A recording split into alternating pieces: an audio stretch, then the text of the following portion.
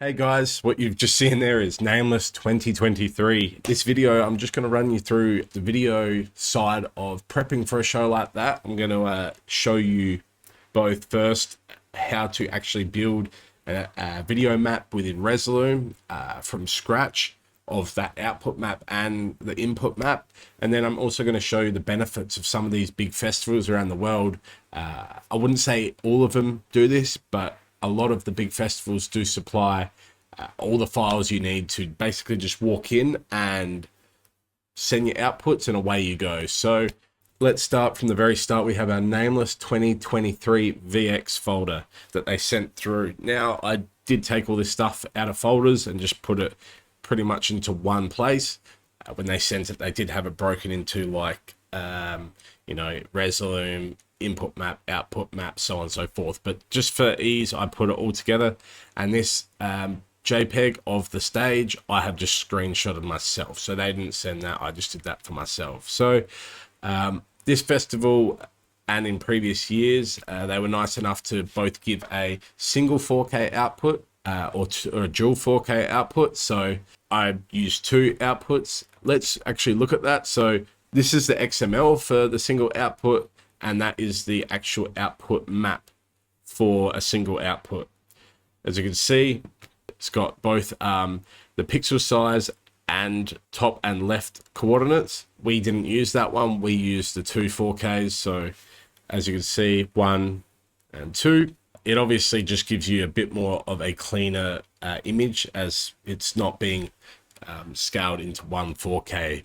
They also have a video sheet that I was sent. So this is just basically information for the VJ. So let's click through.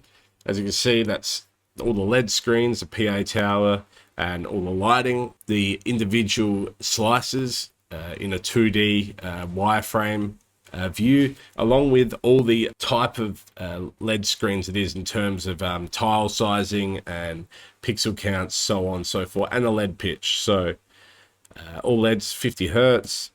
And then it's showing the options of outputs. Also, they give you a sort of a blueprint schematic of all the cable runs. So obviously you have the artist 1 and 2 inputs into the barcode, and then there's obviously the house Resolume and a backup, and then that's all going out to a matrix, and then that goes out to the LED ball. As you can see, multiple LED balls. Then also they had switches running, Cat5, back and forth to front of house and stage, which I'm not entirely sure what they use that for. I use show control, so I'm not sure whether they might have ran show control down that or if audio looked after that.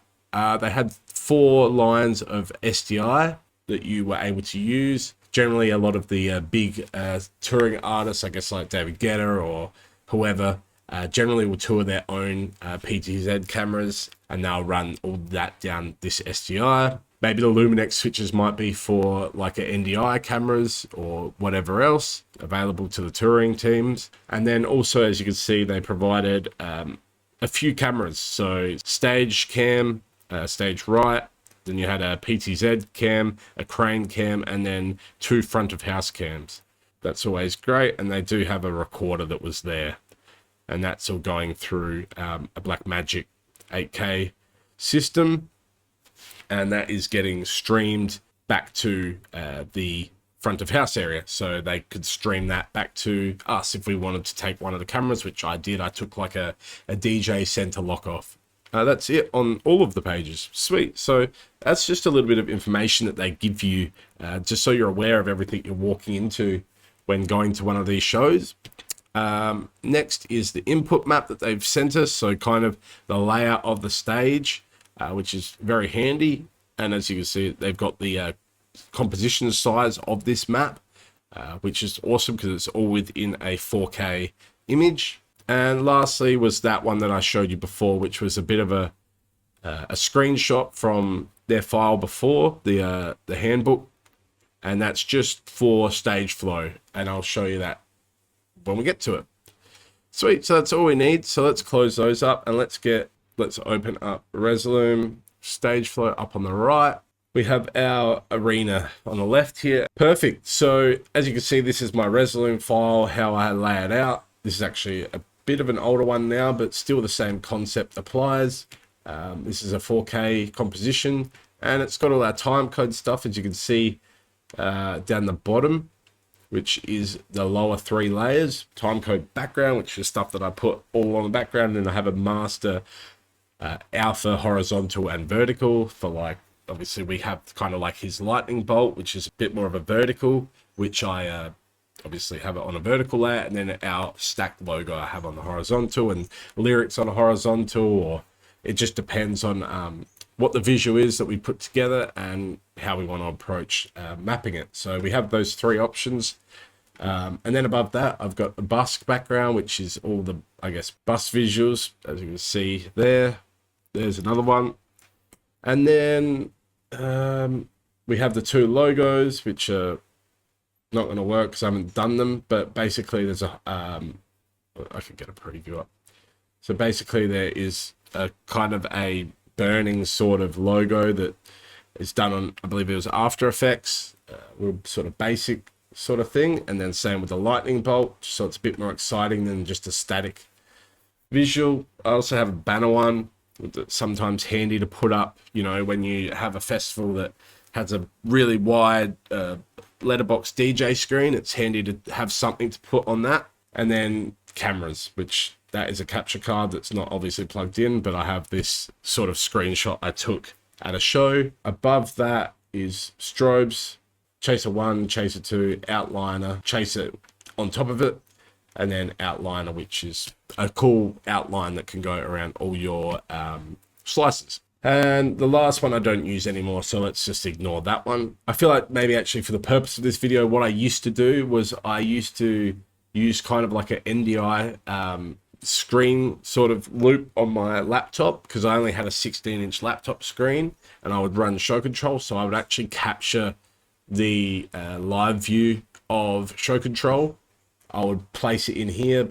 I wouldn't put it up. I'd have it blacked out and I'd lock it on there. And then this would be there. So basically that's, you know, my thing. So that's obviously not going out there. So that's not supposed to be like that. But yeah, you can imagine show control here and I would have that locked and that would be show control, but I no longer do that. So let's just ignore that. Let's actually start looking at the input map and output map. As you can see, we got old John Travolta up there being like, where's all the data? Let's get cracking on it. Let's start off by, let's just go save as and go Nameless 23 as a file type, because we're going to build the map first, because we actually want to know how to do that from scratch, because not every show you're going to be sent a map. So it's good to get in the habit of knowing how to do it. So for the purpose of this video, just so it's all on one output, I'm actually going to load the single output map just to make our job quicker.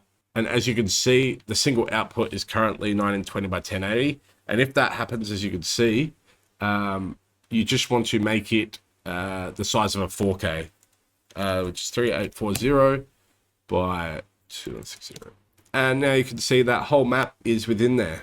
This is where you start. So slice 1. So there's 2 ways that you can approach this. The first way is basically where everyone generally starts with doing output maps. And that's actually writing it in using this column here. This is all your information for this slice. I won't go into detail, but right now all we're going to worry about is left, top, width, and height.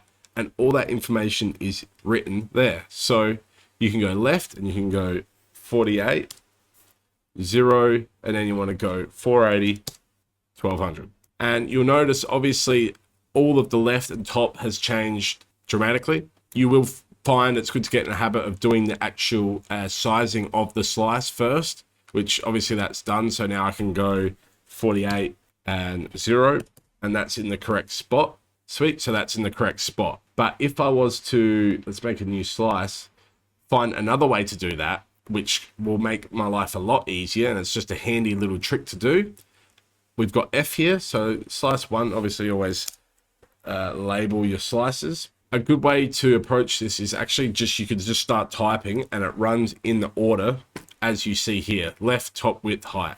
So if you just start typing the numbers in, so left is 5 to 8, it automatically says left, top is 0, width is 480, and height is 1200. As soon as you hit enter, bang, that slice has been dropped straight where you need it. And that's done. That's done for that one. Rather than before, you know, you might be in a rush and you go left, top, width, height, and then it's not in the right spot because you've adjusted the width and height after you've placed it. It's just a good habit to always try and do it this way. Actually write it in it as you see it. There's no tricks behind it. You just start typing and just hit space when you're done with that field. Left, 5 to 8, space, top, 0, space. And then at the end, just hit enter and it places it. Moving forward, you can do this C1. Might even look underneath. What's underneath? Are they the same size? It's all about kind of looking around at what you're dealing with. So 5 to 8. No, they're different sizes, so we won't do that one. We'll do this one next. So C1. Instead of actually going and clicking new slice, you can actually go and click Shift and Windows, I believe it is. On Mac, I'm not sure what it is, but as you can see, it's gone and made a duplicate. I literally just went Shift Option. Well, I think it's Shift Option. I think it's Shift Windows on an actual Windows keyboard. This is one of the Logitech for Mac keyboards, but it literally will make a new one, but it won't actually make it in the slice column until you let go. So let's look at this one and then do the exact same thing again. We'll label it the C1. Cool. And let's just start typing. So left is 108 by 0 by 960 by 1536. And that is center done. And it's literally rinse and repeat. I believe these were the same size. So I've done that whole shift and option and moved it across for C2. And it's always good to double check. So 1968 by 0, 960, 1536. Cool. And just E1. And that's that slice done. It's as easy as that. I might just try and blast through these last couple.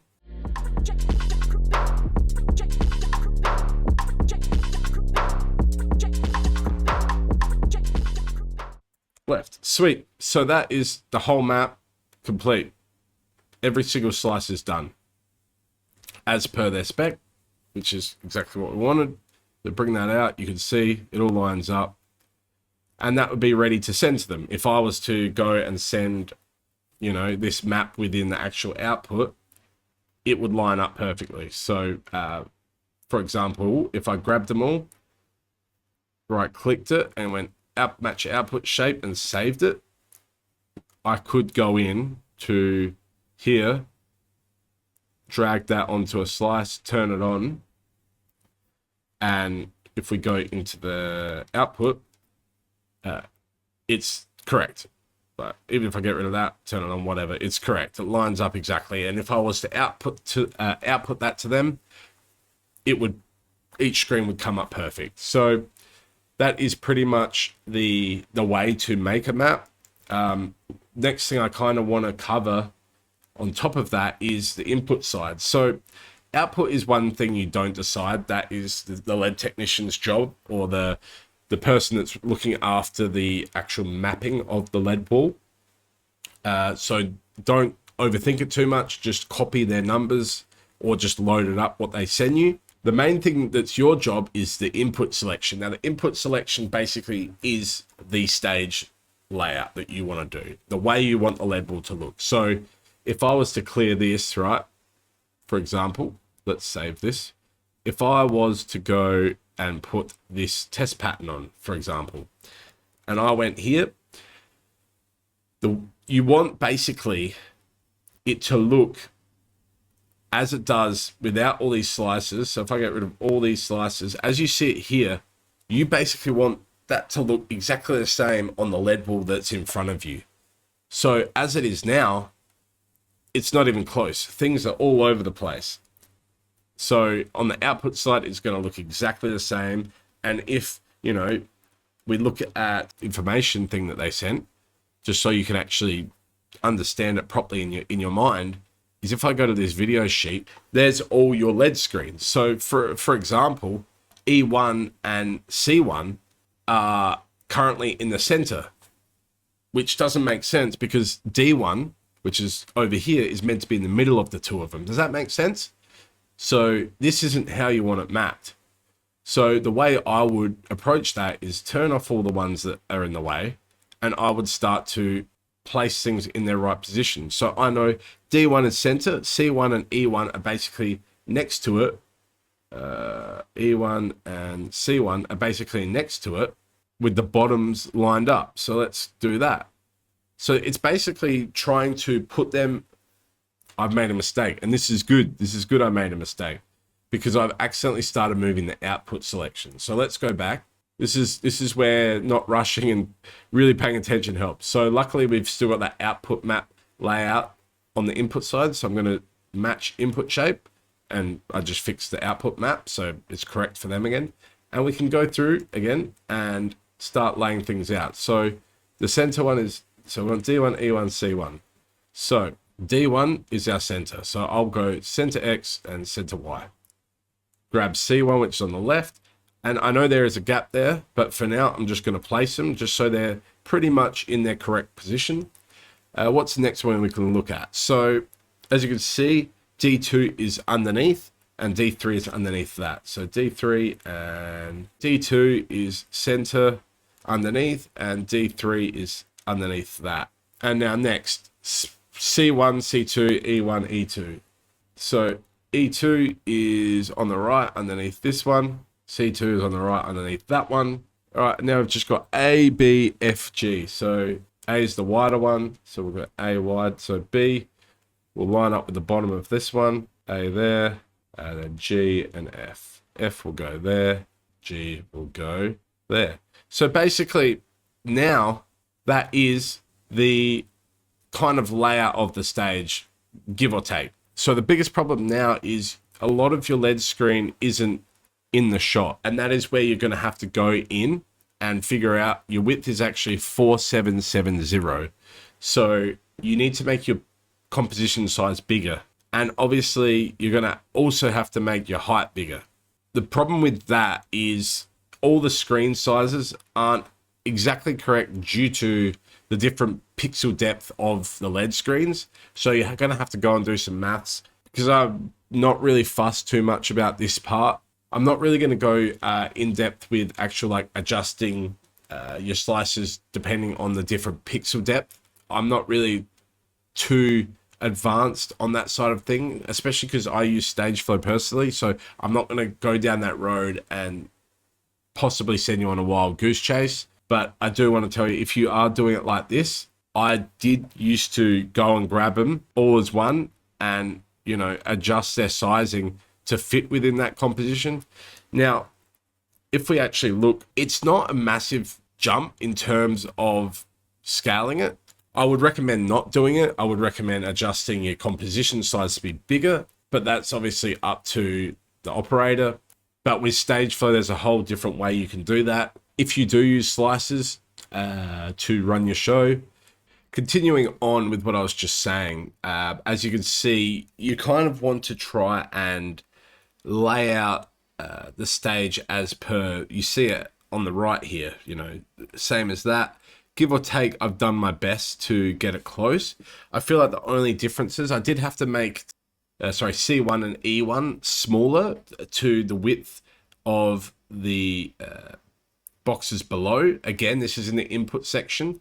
I brought them in scale. I didn't warp the video, so I didn't grab them and just, you know, grab that and bring it in like so. I grabbed it with, I've got Option and Shift held down, and it does it all, keeping the scaling the same. So, and I've placed it give or take where the stage is pretty much. Obviously, when you get to site, you'll have to adjust it depending. So, you know, obviously this spacing, this gap here isn't the same as there.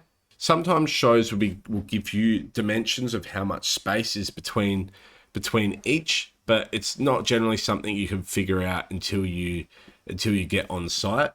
The only other way that I could tell you to try and figure it out, that I in my brain would try and figure it out, is maybe look at it and go, all right, well, maybe you could fit 2 of these Bs in there. So then you might go, all right, well then maybe do I copy this to that gap and, you know, figure out that, oh, maybe I can fit 2 in there. Then my spacing will need to be, you know, that between them. Then I can get rid of that. And then that's the spacing.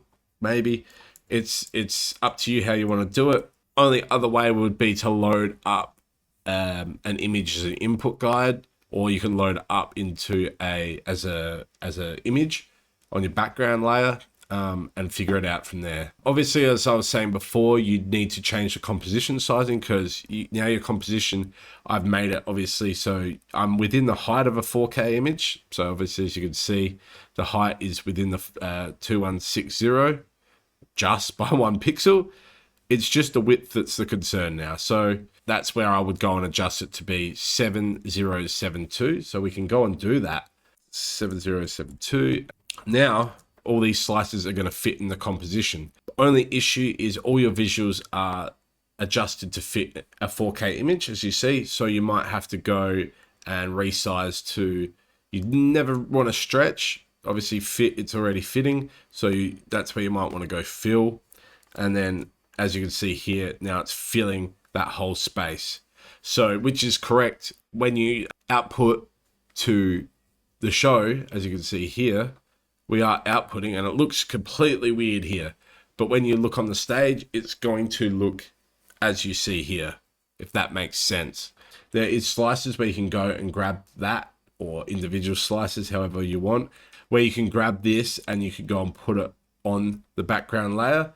And then you could go and choose how you want to do it, fit, mask, whatever it is, so that when you go and look, now it's masking, so it's showing you exactly what you're going to see out there, obviously depending on if you've got your positioning of slices correct. I'm not going to talk about slices too much and using slice transform, because I never had to.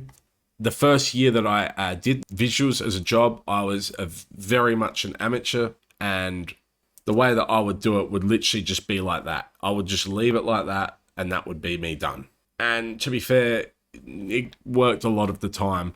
Obviously, the only things that I would adjust would be like this. I would probably scale this in to be the size of the top and the bottom, as you see there. And then the only thing that you'd have to adjust would be, you'd grab this and make it snap to the top of the boxes there while it's still in the middle. And this one would snap to the bottom. And the reason I would do that is, obviously, as you can see here, there's 3 screens within that spacing. Or at least looking here, there's 2 screens within the height of those E2 and C2. There's a lot more going on, but I'm not going to delve too much into it from here. That is the first way that you can approach this. And now let's look at the second way, which is the way that I do it, which is using the file they send. Now, as you can see, that I got through that. I wouldn't do the slice thing. I'll just quickly show you what I would do instead in terms of the mapping side of things before I hit StageFlow. I would match the output shape if they didn't send me an input, because let's just say they send me this. And then I would probably, to be honest, I'd probably just leave it because I'm a bit lazy. The only reason I would move stuff is for chaser, so I know where things are. But yeah, as you saw before, where I made it all fit within the 4K, I would do that as well.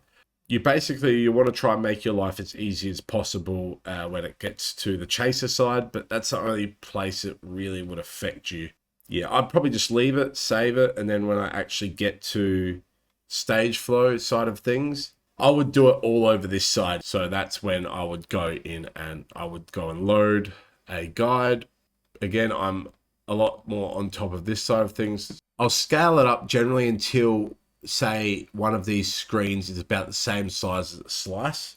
So give or take the center screen, and that's the center slice, that's about correct, if that makes sense. And then let's zero out our guide.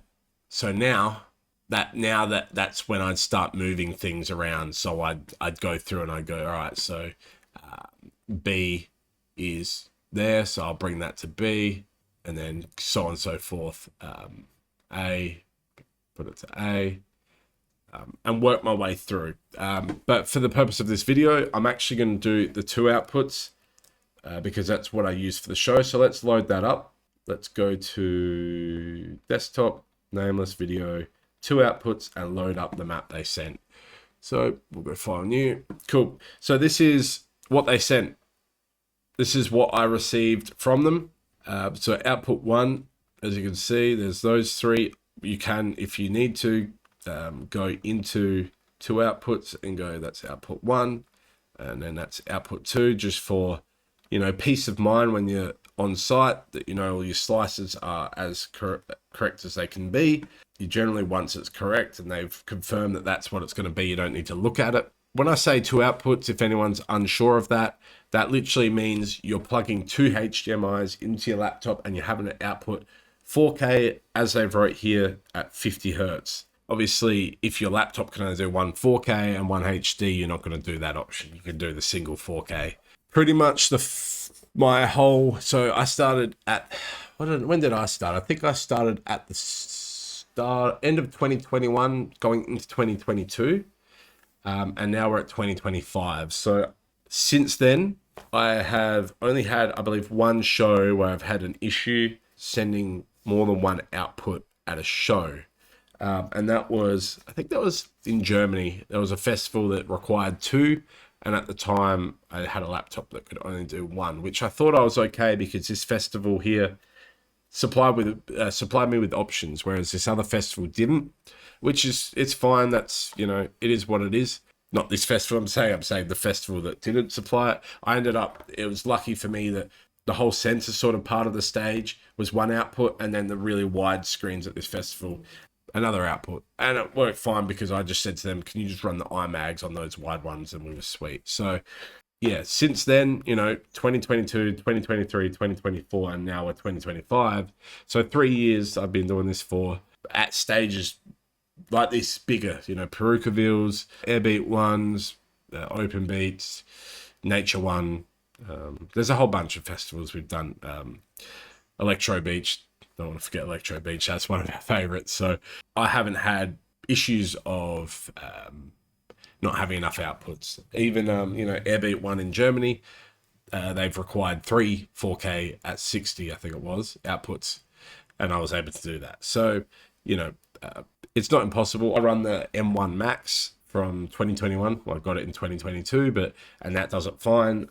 A lot of the new RTX 4090s and whatever else, as long as you have the actual physical capabilities to output 3 4Ks, you should be sweet. But yeah, as long as you're on top of advancing emails with the production managers and make it well aware, hey, I can only do one 4K. Everyone's on the same team at these massive festivals, so they will generally try find a solution for you. So anyway, moving forward, this has been sent through 100%, and then they've also sent through an input map, which is, as you can see, slightly bigger than a 4K at the moment. So if I relocate the file,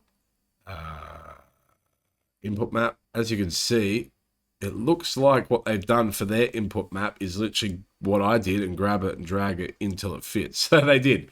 So it's not that no one does it. It's an option to grab all your slices and scale them in. But if we're looking here, we are literally scaling it in. So say 4,110, and we're bringing it down to, you know, a 4K in width. So we're probably losing, you know, 300 worth of pixels. You're not losing massive pixel counts.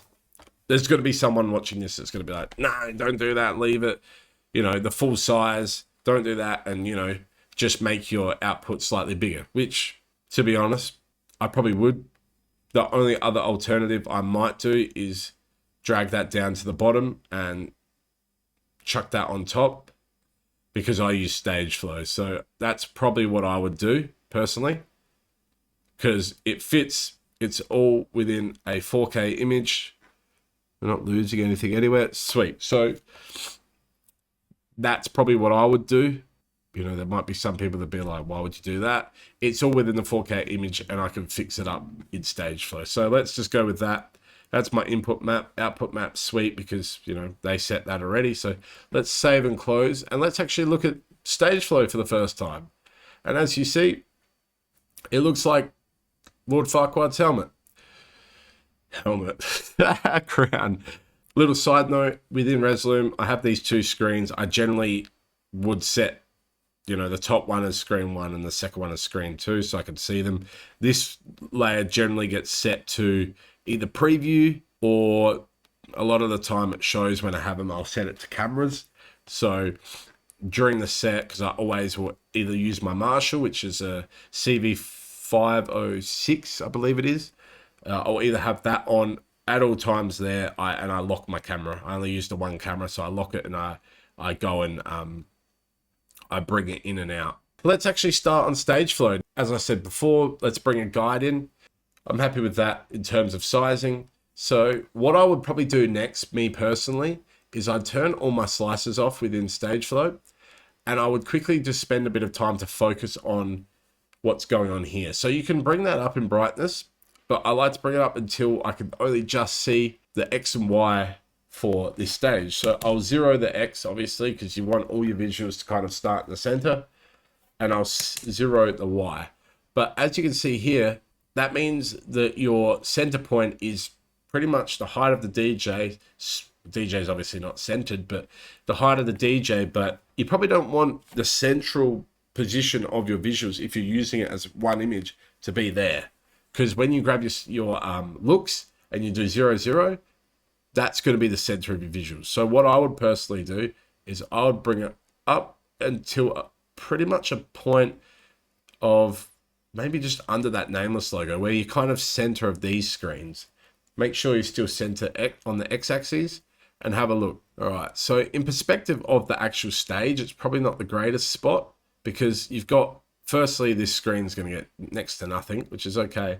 I might just bring it down a little bit there. You could bring it all the way down so it's, you know, there. But I think I like to find the center point within all of this image. So I'll probably go about there. So that's the center point of this center image. So when I actually go to making a look with this center point, the center of this area is going to be the center of all these screens. So I'm happy with that. It's zeroed out and that should work fine. And you know what? I'll lock that off, and that's my guide image for the file.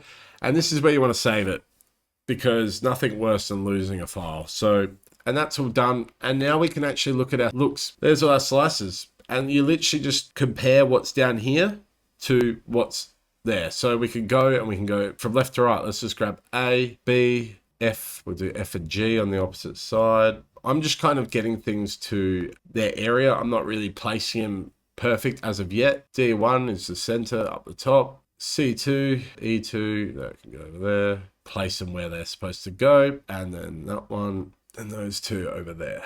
So they're kind of placed, but you want them to be perfect. You want to choose everything perfect. So I'm going to start basically from the center and work my way out. So I'm going to center that. That can kind of go there.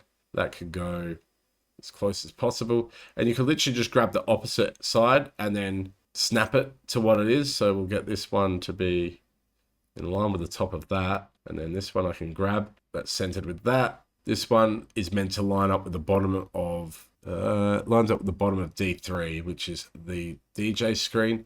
Now this is just me quickly doing it to show you. And this is really rough. And if I'm going to be honest with you, I have literally done a show where I have gone to front of house at a festival. I've taken a landscape horizontal image as center as I can from front of house, kind of like our image out here, and I've loaded it up into StageFlow and placed things and adjusted them from there. So you can do that. It will work. Cool. I'll just turn those off while I find the positioning for the outside ones. Sweet. 2970. That should be 2970. See how it's exact. I might just grab this one. That snapped. Then I can turn them all back on. And I am rushing this a bit. You know, there's a better way to do it, but I'm just getting it done. Sweet. Now this one, I'm going to make it bigger within scale. This one bigger within scale. And then I'm going to see what it is. So I'll go 140 for that one. It's close enough. 130 for that one. Cool. And then I know that this one needs to be 130. And this one needs to be 140. Make sure the positions line up correctly. So this one is cool and cool. And then this one to that one. And that's pretty much it for those. Again, as I said before, I am rushing this a little bit. I have found that it's a lot of just playing with this to figure it out, but you do want them the same size. So you got to kind of find a happy medium. So let's go to 95. Again, this is how I do it. I'm not saying I'm a bee's knees of all this at all. And that's pretty much how I would prepare it. That's pretty much done for me. You could probably get away with a show for that. So let's just say that it is correct, and we're going to lock that off and go, boom, there's our Nameless layout for the show. And let's actually start making some looks. And this is, again, up to the operator, how you want to do it. But let's start. So first things first, before you actually start making the looks, is you want to make sure that whatever your visuals sizes are. So what I mean by that is the size of the visuals. So my composition is a 4K image. So I'm going to make sure that my content size here is set to 3840 by 2160 for all my looks. Obviously, if I changed it to be bigger or smaller, like a HD, even if I made the width, whatever it was supposed to be before, like that 4000 by 2160, I'm not going to adjust my visuals in terms of, I'm not going to fill them with StageFlow. I'm just going to leave them to fit because I want my content size to be the same over here. We've got our looks. So for me, for my looks, if I open this, basically I'll do 8 looks for my show. Everyone does theirs different. I'm definitely a playback VJ, so I wouldn't say I'm, you know, the first person you go to run a show like a proper VJ would. But I do know how to make the show happen and make it look, you know, good. In my perspective, at least. There's probably people seeing my shows be like, this guy sucks at what he does, but that's okay. That's their opinion. People in the crowd like it. So, all right, sweet. So these are my looks. So SQ, full, multi, intro, must H, must V, banner, camera. That's how I lay out my looks. You can do whatever you want. It's up to you.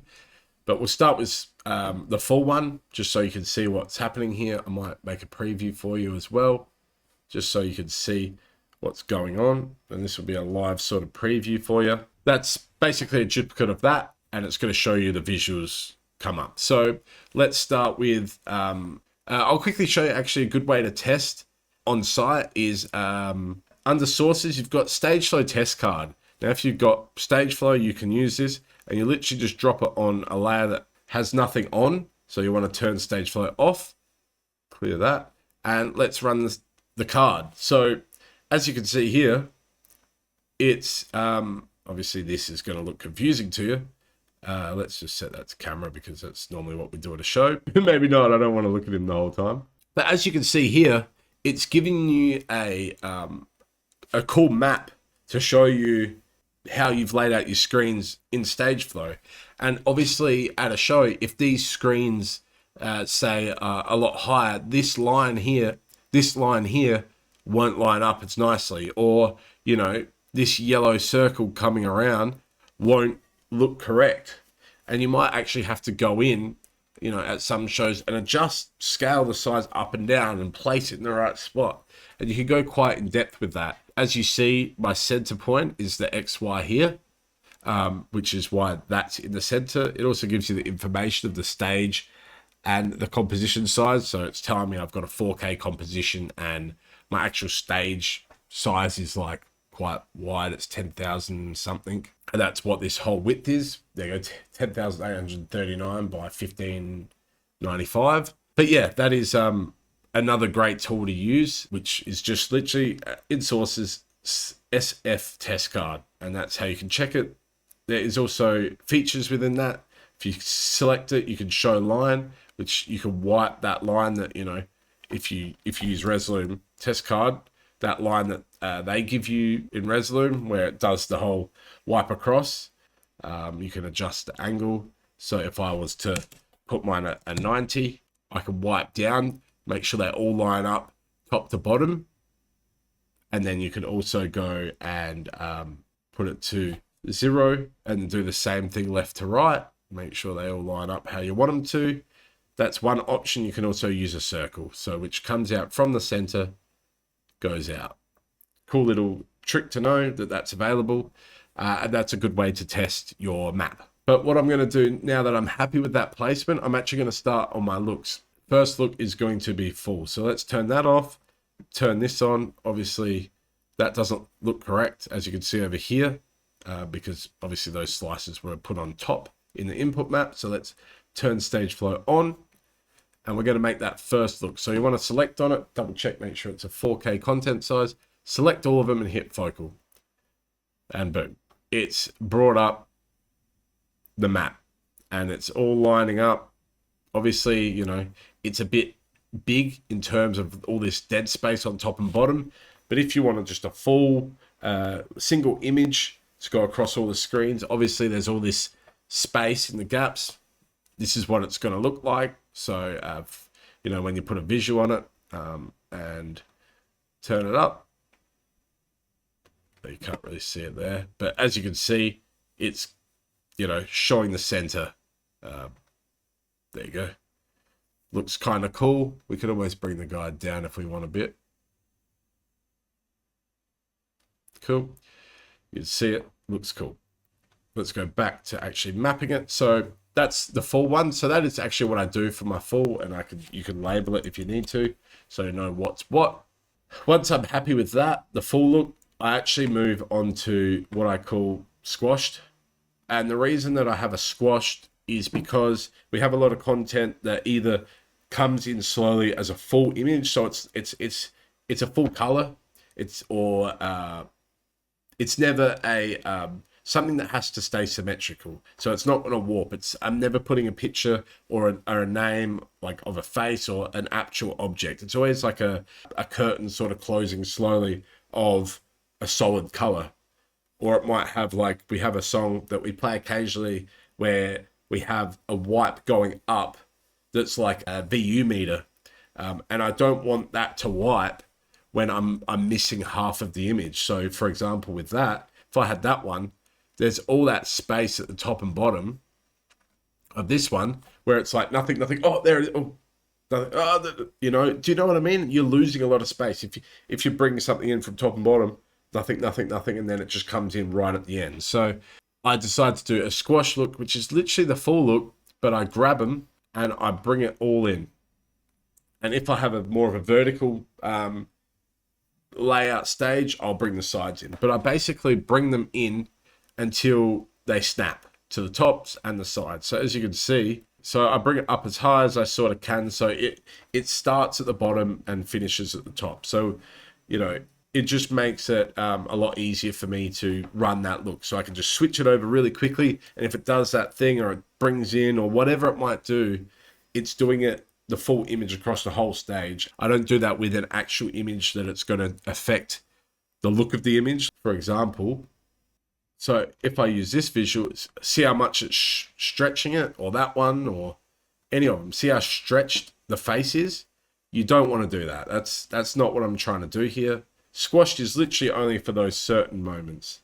Next is multi. So for me, this is basically the look that I would run for a majority of the show. And that's basically multi is, so it's the best looking visual for everyone in the crowd. So for example, this center bit I would do as one, because that's all for people kind of in the middle, and it would look great all as one image. I wouldn't go through and go 1, turn those off, 2, 3, 4, 5. I'm not actually going individually and doing one for one image, and then I go and look at the map and it looks like nothing. Oh, there you go. They each have their own. I'm not doing that because if you go to put a visual up, it just looks stupid. Like that's not looking good to anyone. It just looks messy. So what I do for multi is I look prospectively and go, what's going to look the best to everyone? So I'll grab all the middle ones as one, and that's almost a 16:9. So I would make that stage, and then I'd be, all right, cool. My next one would be this one, and then my next one would be this one, and then my next one would be that one. Sweet. And that's how I would do it. And I'd go, you know, left, this one would be left, left. This is how I'd label it personally, but you can label it however you wish that makes sense to you. I just really want to drive home that this is how I do it, and I'm not telling any of you how to do this. There's a lot of very talented VJs out there that would look at this and maybe go, that's not how I do it.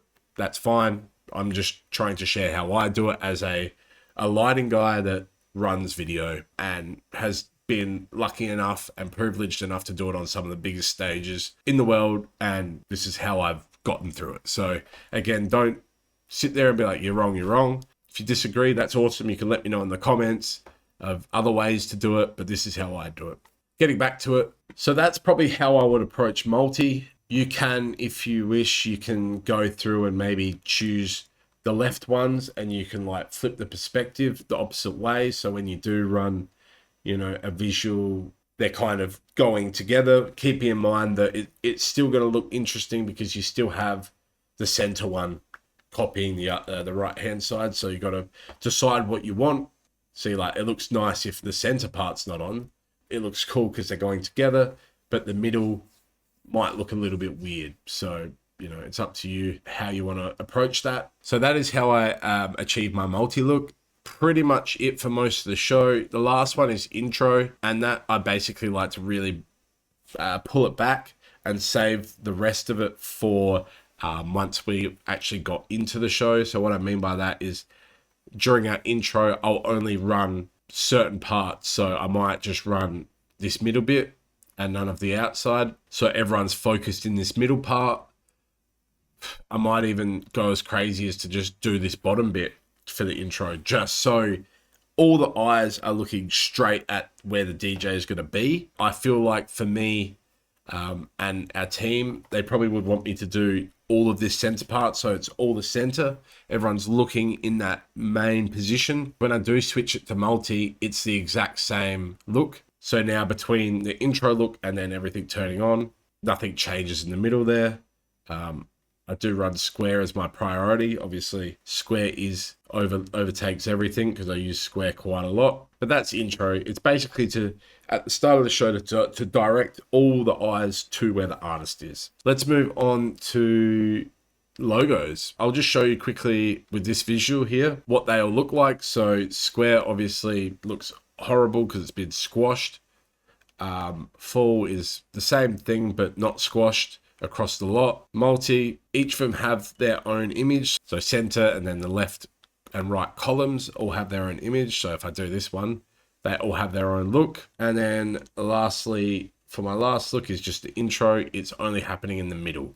So that's it for the background stuff. And now I'm going to quickly show you how I do my logos, my alpha, my master layers. And to do that, I'm actually going to show you a handy little thing that Chase will give you. I always had StageFlow from as soon as I knew it existed. I used it because it's just the biggest hack and I'm so grateful for it. And same to Chaser now, I use it every show. I don't do, even if I have just a single screen, I still use both of those softwares. Thank you to the creator of Hybrid Constructs because phenomenal, both of them. I don't use any of the other ones like Pulse and stuff. Maybe one day, never say never. But moving forward, let's load up a new file in Chaser. And as you can see, it's just brought it straight in as my input map is. And I'm going to just save it straight away. What I'm going to show you here is just the export option. You can export a map that we were looking at before, that colorful map that came in the package. But I've changed my input map, so I'm going to re-export it. So I can just hit export and it will export it to the desktop. And I have actually a position, I put it, house map. I pretty much load this before I do anything. And the reasoning is because I want to make sure that I am firstly sending my output correctly, but I also want to make sure I'm sending, my input side's working correctly for what I've done. So if I select that and bring that up, we got to just turn StageFlow off. And as you can see, everything's mapped where it's supposed to be, and it's got all the information in it. So when I get to a festival site, I chuck that in and I put that up. Especially with a show like this where you've got two outputs, sometimes you'll have your outputs select, obviously don't look at these displays because they're my external monitors, but you might have your displays selected backwards. So you'll be accidentally sending, this to the wrong output, and it will completely look odd. So I always put this up and send it and look and go, looks great. Happy days, I can move forward with mapping. And that's something you probably would do at the start. I'm just showing you one of the powers that be chaser. So that's there, that's working at a festival site when you are about to start the show and you're plugged in, the other artist is still playing. As long as you're not outputting to the screens while you're live at the festival, you wouldn't want to put this up at the festival, but a lot of festivals will have previews at the show. So they'll, some of them have a massive, 65, 75 inch TV on the side of the video or the VJ area, I guess. And it will have like the different views. So it'll have what's live, what's selected, the cameras, they'll have everything there so you can see it. Obviously they'll have their own screen, you'll plug in and they'll be like, oh, you're number 2 there, and then you'll be able to put up and you'll look across and you'll be able to see your outputs are correct. And if they're not, they'll be like, oh, switch your output. So that's a handy thing or a handy tool to use at shows to save if you can't see it and you're like, oh, I hope it's the right way around. Obviously you can go in and look and go up to them and double confirm. They're like, HDMI 1 is definitely this, HDMI 2, blah, blah, blah. Worst case, you swap them at the show when you're live and it looks a bit shit briefly. But that's why at shows I also run these lines. And what they basically are doing is I'll run the squashed. As you can see, they're doing a down motion. If they weren't correct, if it wasn't, the outputs weren't the right way, it would look all over the place, basically. Moving on from there, let's look at the logo stuff. So I'm going to bring this back, but I want to leave it on so I can still see my screen sizes. So let's look at horizontal. The way that I do that is I will throw this bus layer up. That's one option. And then I also run, I don't actually have it in this file, but just for reference. So basically what we've made is an outline sort of box that is slightly in, not slightly, is a fair amount in from the edges of our 4K image. So what I mean by that is, as you see here, it's not a filled in box, but it's basically a border that is inside. So I think it's about that big. And what I use it for is if we quickly chuck this on, say that one, as you can see, this is my reference for my image. So as you can see here, I can see what's in and what's not. So then that allows me to bring it in until it fits. It's hard to kind of tell here, but I can bring it out until it hits the edges of the screen, if that makes sense. And the concept behind that is so that when I play any of my alphas, whether it's the time code stuff or logos, everything we've made is within the sizing of this box, I guess. It's not currently in this file, it's in the other one, but that's fine. I'm just showing you for reference. And then that's so when I put this bus logo up, obviously it's not correct because it's not the right sizings, but this will be as big as it possibly can be for this show. As you can see there, logo is perfect. Fits in nicely. And I know that all this space on the side isn't actually got any alpha logos or lyrics or anything in it. So I'm not going to have any chop-offs at the show. But yeah, so basically that is how I would do my master. And that's just for the horizontal. And that's like top screen, whatever, that's fine. And then I can literally just keep that selected and snap it for my vertical, turn that on. And obviously I want to make sure that it's partial. Turn those wings off because I don't want it to go across that. And then I can bring that up because the box actually of the vertical is bigger. And you can see the logo for the lightning bolt looks great in the middle there. And that's pretty much how I do my logo stuff. Done. they're happy days, and I could bring them in and out. And then obviously the time code stuff, if I just quickly bring this back, say it again, there you go. So that worked great and it fit. So that's the general concept behind it. There's loads and loads of other visuals, you know. There's a visual running within the size. It's not getting chopped off. It's close, but it's not getting chopped off. I don't have the box here, so I can't test it 100%, but that's pretty much it. I'll quickly show the banner. It's not as important, but I just select the banner, put it on, and that's how the banner works. And I will show you the cameras quickly. Obviously, you've got outliner and stuff that you can use. As you can see, that's working. Obviously, it's not exact, but that's working. You might want to make another layer or a slice for the left and right and put them as one, so you're not dealing with this line thing. But I'm not getting into Chaser in this video. Obviously, you can make your own chasers with Chaser. I'll quickly just run you through that. Yeah, I have strobes go across the whole thing, and then I use Chaser. So I'll just show you quickly with a factory one. I always reset, do a couple shuffles, and then Chaser will work. Obviously, again, as I said, you probably want to go through and find the two middle ones. So 4, turn that on, and then you go find the other one, that one, turn it on. So when you're running it, they're not running separately. Do you know what I mean? That makes more sense. That's pretty much Chaser. You can make your own chasers, so on and so forth, and you can have your own views. You can have multiple views when you do multiple views within the output advanced. Yeah, I won't go too much into Chaser because I'm still new to it, and I do basically quite simple stuff. What I mean by that is, you know, my chase might be, that might be my chase there. That's pretty much what I do. I don't go too in depth with Chaser. Camera, I'd probably lean towards going some wide cameras for the, you know, crowd, so they can see him quite wide. And then I might go, you know, the top middle section as another camera. I will say that I also run on the group, not on the actual layer, because the layer I like to lock here. On the actual group, I like to run a effect called soft cropper, and basically what that does, if I turn on the group, turn StageFlow off, I go into soft cropper, I run it on multiply, and you can just give yourself some soft sides to it.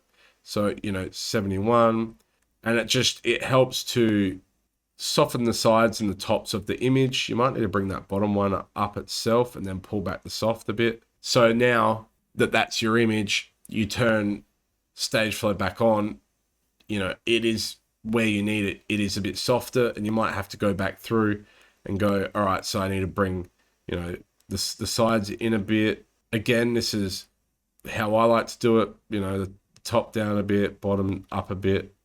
However it is you want to approach it. So when it's on there, it looks nice and soft, and then when you're actually running, you know, say visuals behind it, it kind of looks a little neater. So if I bring that back more, you can bring the camera in and out, and it's got that soft sides to it.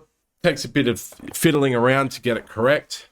But yeah, that is pretty much how I do it. I do like to do other things, like say, for example, with the camera, if I didn't do the top center and I just did the wings, I'd probably go, you know, flip the X, and then I might put him on that one and that one. And then on this one, I'd flip the X as well, so that when I, you know, bring him into the image, flip. So if he walks towards the middle, one way, he walks towards the middle, other way he walks out, if that makes sense. You could do all sorts of fun stuff like that. You know, if it's just those two, you know, he walks one way, they do the mirror of each other. So just another thing you could do. I think for this show, I believe from what I watched, I basically just ran the middle. But yeah, it's again, it's up to the VJ how they want to approach it. This is how I do it.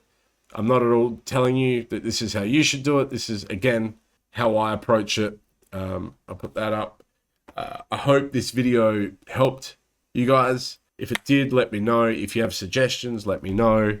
Again, I'm not at all claiming to be anything special in terms of being a VJ or being any sort of video specialist, not at all claiming that. I'm just showing you how I approach shows. This is just a show I chose. It's always fun to do for us, and I hope you found it useful. If you did, let me know. I could, maybe do some more videos in the future, or maybe I could even video myself at a festival preparing. We are at 2025 now. Just crazy that we're at 2025. Like I'm 30 this year. That's insane to me. If you asked me 5 years ago, 10 years ago, like when I first started, actually pursuing being an operator, I'm a lighting guy. It says it in my name. I never would have believed that I'd be, doing video for some of the biggest festivals. And I got a lot of people to thank for teaching me, for giving me the time of day, giving me the opportunity to even do this for as long as I have. You never know what you're going to do, and you never know who you're around. And there's so many very, very smart and nice people that are very willing to help. So always ask questions. Again, any questions, throw them down the bottom. Always feel free to say hi if you ever see me around. It's been great when I do go to shows and people are like, are you on YouTube? It's always fun. So hope you enjoyed this video again. And hopefully I'll give you some more tour vlogs, because I know people enjoy seeing that as well as these sorts of tutorials. So thanks again. We'll see you in the next video.